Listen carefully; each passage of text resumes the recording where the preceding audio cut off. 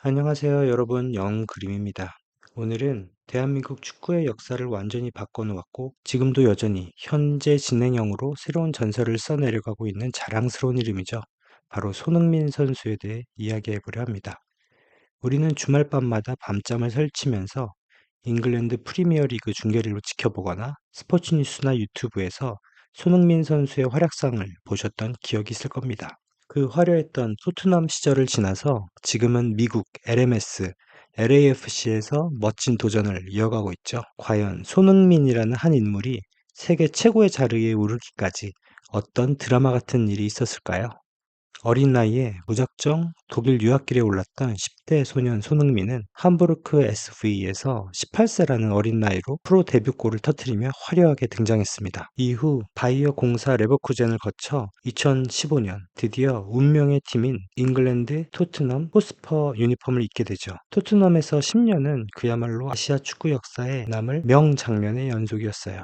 그중 단연 최고의 골을 꼽으라면 여러분 모두 기억하시죠? 2019-20 시즌 70m를 홀로 폭풍 질주해서 넣었던 별리전 골입니다. 이 골로 FIFA 푸스카상을 받았습니다. 스포츠 진기명기에나 나올 법한 골이었죠. 2021-22 시즌에는 그 어렵다는 프리미어 리그에서 페널티킥 하나 없이 오직 필드골로만 23골을 넣어 아시아 선수 최초로 EPL 득점왕을 차지했습니다. 그뿐만 아니라 아시아인 최초로 구단 정식 주장을 맡아 100골, 50도움 이상을 달성하며 10년간의 런던 생활을 너무나 완벽하게 마무리 지었습니다. 그리고 15년간의 치열했던 유럽 생활을 뒤로하고 손흥민 선수는 미국 MLS의 LAFC로 이적하여 새로운 도전을 시작했습니다. 무대를 옮겨서도 특유의 유쾌함과 환상적인 클래스로 현지 팬들을 완전히 사로잡고 있죠. 그런데 여러분, 이렇게 대단한 손흥민이라는 스페셜한 선수가 그냥 우연히 생겨나는 걸까요? 그 뒤에는 든든한 버팀목이자 엄격한 스승, 바로 아버지 손흥정 감독님이 계셨습니다. K리그 프로 선수 출신이었던 손흥정 감독은 본인이 부상으로 일찍 은퇴하며 겪었던 한계를 아들에게 물려주지 않기 위해서 아주 철저한 교육법을 적용했습니다. 첫째는 지독할 정도의 기본기인데요. 만 18세 이전까지는 슈팅 훈련 대신 매일 수천 번씩 볼을 다루는 리프팅과 패스 훈련만 시켰다고 해요. 뿌리가 깊어야 어떤 바람에도 흔들리지 않는다는 철학이 있었기 때문이죠. 두 번째는 절제와 겸손입니다. 우리 흥민이는 절대 월드 클래스가 아닙니다 라는 말처럼 자만이 오르는 순간을 경계하며 평생의 겸손과 인성을 강조하셨어요. 셋째는 자녀의 삶을 존중하는 자세인데요. 아이를 부모의 소유물로 보지 않고 스스로 축구를 즐길 수 있도록 곁에서 페이스메이커 역할만 해내셨던 겁니다. 이런 게 진정한 참교육이 아닌가 싶네요. 우리가 살면서 중요한 덕목들을 축구를 통해 교육한 것 같았어요. 기본, 겸손, 그리고 자립심. 본인의 실패를 아들의 성공의 디딤돌로 만들어준 것 같아요. 누군가에겐 프로 선수까지 경험한 건 어떻게 보면 성공적이라고 여길 수 있지만 어쩌면 손흥정 감독이 생각한 본인의 지독한 실패가 손흥민에게 참교육으로 돌아간 게 아닌가 싶네요. 지금도 손흥정 씨는 축구 교실을 열고 아이들을 가르친다고 하는데요. 그 수업료가 이슈가 되었죠. 아들이 월드 클래스인데, 그리고 그 월드 클래스를 길러낸 커리큘럼이 있는 축구 교실의 수업료가 일반 태권도 학원보다 조금 비싼 수준이었어요. 이런 부분에서 겸손함을 엿볼 수 있었고요. 사실 아들이 손흥민인데 일 안 해도 된다고 생각할 수 있잖아요. 근데 이분은 언행일치를 잘 보여주고 있구나라는 생각을 했어요.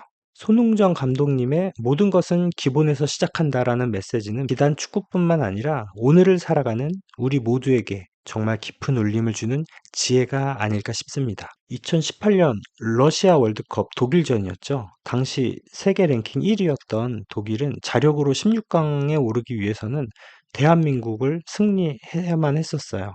무승부를 거둘 경우에는 그 당시 같은 조였던 멕시코와 스웨덴의 경기에 따른 경우의 수를 봐야 하는 상황이었죠.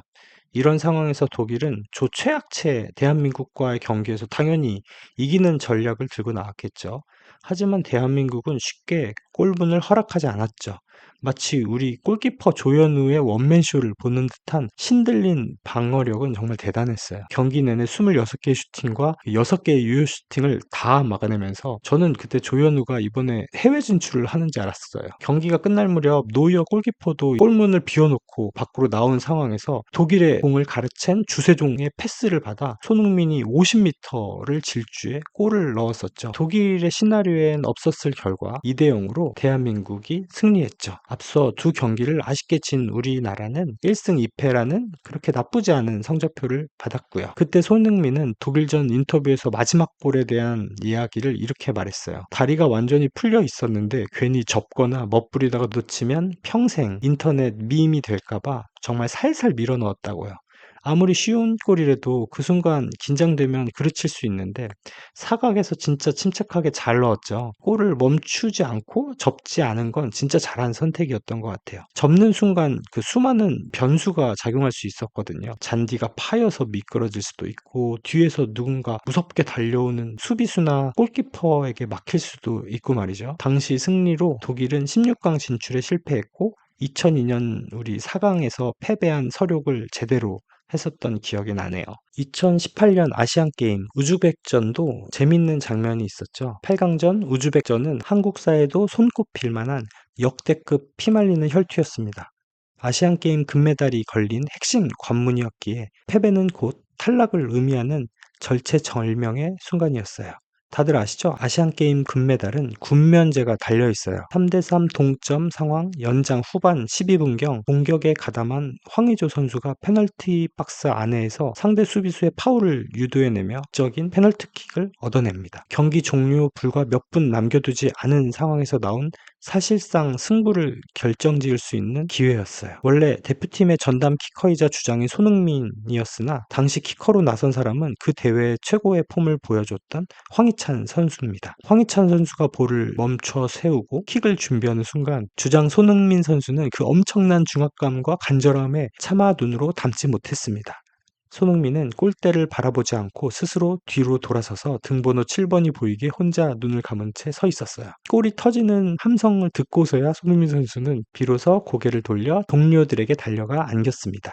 결국 한국은 연장 혈투 끝에 4대3으로 우즈베키스탄을 꺾고 4강에 진출했고 그 동력을 바탕으로 대회 금메달까지 차지하고 군면제를 받게 됩니다. 혹시 손흥민 존이라고 들어보셨나요? 모두들 잘 알고 있는 그 손흥민 존은 알고도 못 막는다고 해요. 상대팀 분석팀이 손흥민 킥을 얼마나 많이 연구했겠어요. 그럼에도 불구하고 득점왕까지 차지할 수 있었던 비결은 연습량이 아닌가 싶습니다. 2003년부터 6년 동안 거의 하루도 빠지지 않고 3, 4시간씩 페널티 박스 모서리에서 차는 특유의 가마차기 50개가 든 상자를 끌고 나가 하루에 1000개씩 슈팅을 때렸다고 해요. 성인 무대에 진출한 2010년에는 여름 휴식기마다 페널티 박스 좌우측 부근에서 하루에 각각 250개씩 총 500차례 슈팅 연습을 했다고 합니다. 그 동네 조기축구에서도 슈팅 찬스가 나면 긴장해서 허둥지둥 헛발질을 하곤 하는데 프로 경기나 국가대항전이면 진짜 얼마나 긴장되겠어요. 그럴 때 몸이 기억하는 슈팅을 할 수 있으려면 진짜 이 정도 꾸준한 연습은 되어 있어야 하나 봐요. 2022년 카타르 월드컵 당시 손흥민 선수의 안면 골절과 마스크 투어는 대한민국 축구 팬을 감동시킨 사건이었습니다. 월드컵 개막식을 약 3주 앞둔 2022년 11월 2일 손흥민 선수는 UEFA 챔피언스 리그 경기 도중 상대 수비수의 어깨 앞면을 강하게 부딪히면서 쓰러졌습니다. 앞면 좌측 뼈가 여러 군데 부러지는 안화골절이라는 심각한 진단을 받았어요.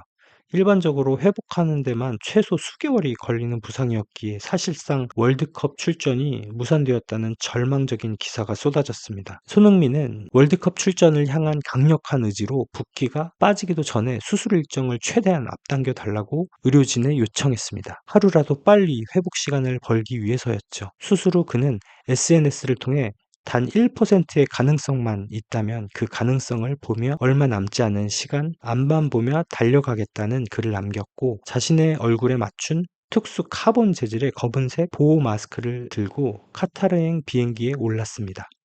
마스크를 쓰고 뛰는 것은 결코 쉬운 일이 아니에요. 시야가 크게 제한되어 공의 궤적을 파악하기 어려웠고, 카타르 더운 날씨 탓에 마스크 안은 땀이 비오듯이 보였습니다. 무엇보다 헤딩 경합이나 몸싸움을 할 때 뼈가 다 붙지 않은 얼굴에 엄청난 통증과 공포가 따를 수밖에 없었죠. 그럼에도 불구하고 그는 우루과이, 가나의 조별리그 1, 2차전에서 풀타임을 소화해내며 캡틴으로서의 선수들의 정신적 지주 역할을 완벽히 해냈어요. 경기 중 답답한 마스크를 벗어 던졌다가 다시 주워 쓰는 등 그의 처절한 모습은 팬들의 가슴을 먹먹하게 만들었습니다. 조별리그 마지막 3차전 포르투갈전 반드시 이겨야만 16강 진출에 희망을 살릴 수 있는 경기였습니다. 1대1로 팽팽하게 맞서던 후반 추가 시간, 포르투갈의 코너킥을 막아낸 직후 손흥민 선수가 공을 잡았습니다. 체력이 바닥난 상태에서 그는 70m를 단독으로 질주했죠. 포르투갈 수비수 7명이 그를 겹겹이 에워싼 순간 상대 수비수 가랑이 사이로 절묘한 패스를 찔러 넣고, 이를 달려오던 황희찬 선수가 극적인 역전 결승골로 연결했습니다. 골이 터진 직후 마스크를 벗어던지고 그라운드에 무릎을 꿇은 채 오열하는 손흥민 선수의 모습은 그가 그동안 얼마나 큰 중압감과 신체적인 고통을 견뎌왔는지를 여실히 보여주었습니다. 사실 이번 월드컵에도 손흥민 선수의 활약상을 넣고 싶었는데 별로 넣을 게 없었어요. 여러분, 이런 손흥민이란 위대한 선수가 국가대표팀에서 보여준 이 눈부신 헌신 뒤에는 안타깝게도 대한민국 축구의 씁쓸한 단면과 축구협회의 문제점이 그대로 얽혀 있습니다. 최근 몇 년간 한국 축구의 감독 선임 과정에서의 독단과 불투명성, 리더십 부재로 수많은 논란을 겪고 있죠.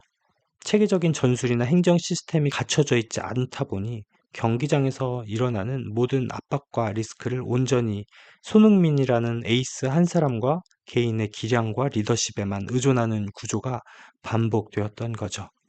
아시안컵 당시 발생했던 선수단 내부 갈등이나 지도자 부재 논란 속에서도 정작 행정적으로 보호받아야 할 대표팀의 캡틴 손흥민 선수가 모든 비판과 짐을 가슴에 짊어져야 했습니다. 박문성 위원의 말처럼 하늘이 내려준 스타가 있어도 정작 이를 뒷받침할 만한 축구 행정과 시스템의 기본이 지켜지지 못한다면 그 피해는 고스란히 선수들과 팬들에게 돌아간다는 사실을 손흥민의 잔혹사가 증명해 준 셈입니다.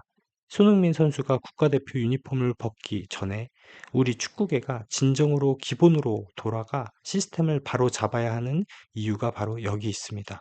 정말 아쉬웠던 건 뭐냐면, 이번 월드컵이 끝나고 손흥민 선수가 LAFC 돌아와서 5경기인가요? 연속골을 계속 몰아넣는데 손흥민 선수가 잘못된 게 아니었구나라는 거를 어떻게 보면은 또 한 번 증명해낸 결과가 아닌가 싶어요. 시범근, 지성을 거쳐 손흥민으로 이어지는 이 에이스의 계보는 힘든 일상을 살아가는 우리 국민들에게 단순한 스포츠를 넘어 커다란 위로이자 자부심이었습니다. 아시아인에 대한 축구계의 편견을 오직 실력 하나로 깨부술 수 있었고, 태극마크를 달았을 때는 누구보다 뜨거운 눈물을 흘렸던 우리들의 캡틴, 유럽에서의 화려했던 전성기를 지나 이젠 미국 무대에서 커리어의 또 다른 아름다운 장을 써내려가고 있는 손흥민 선수의 발자취는 앞으로 대한민국 축구가 나아갈 길에 영원히 빛나는 이정표로 남을 거예요. 손흥민 선수가 그라운드 위에서 마지막 순간까지 행복하게 축구를 즐길 수 있도록 팬으로서 늘 변함없는 마음으로 응원하고 싶습니다.